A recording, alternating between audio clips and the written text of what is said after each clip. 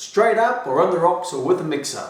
Alcohol, beer, wine, spirits. It's one of the things that people tend to want to sacrifice when they lose weight or get healthy, thinking that, I've got to give up that alcohol because the alcohol turns to fat. So let's have a look at this from a scientific point of view.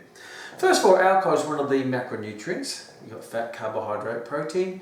And the fourth one is alcohol. It has 7 calories per gram. So yes, it is more energy rich than carbohydrate or protein, but not as energy rich as fat. Now, we all know where we store fat. That's obvious. We know we can store carbohydrate as a form of glycogen through the cells in the body, and we store protein in the tissues of the body. But alcohol, where do we store it? People say, hey, I've got a beer gut. Well, if you put a tap in it, beer will not come out.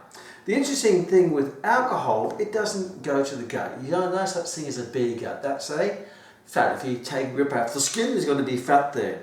Alcohol has nowhere to store itself in the body. The body can't store alcohol, so there's nowhere to store it. Alcohol is technically a toxin. So the first thing the body wants to do when it has alcohol in it, it tries to get rid of the toxin. So what it does is it stimulates or raises your metabolism, and the alcohol becomes a preferred source of energy. It floats around in the blood, and the body tries to metabolize it as fast as possible.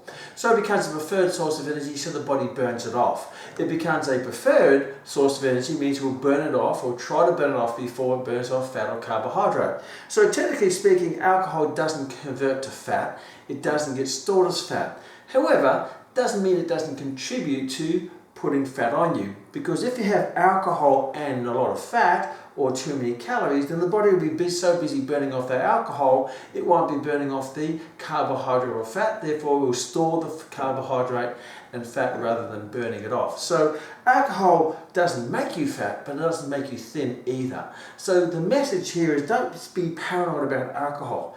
Moderation.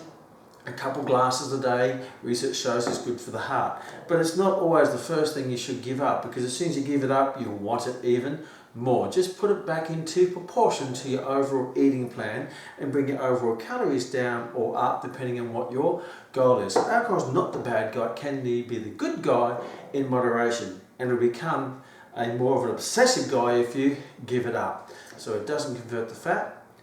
It can actually help you store the fat. So if you're having, say, beer and nuts, well, the body will burn off the beer and probably contribute to putting the nut to the gut. If you're having wine and chips, it will burn off the wine and contribute to putting the fat and the chips to the hip. Nut to gut, chip to the hip, there'll be no cow poo.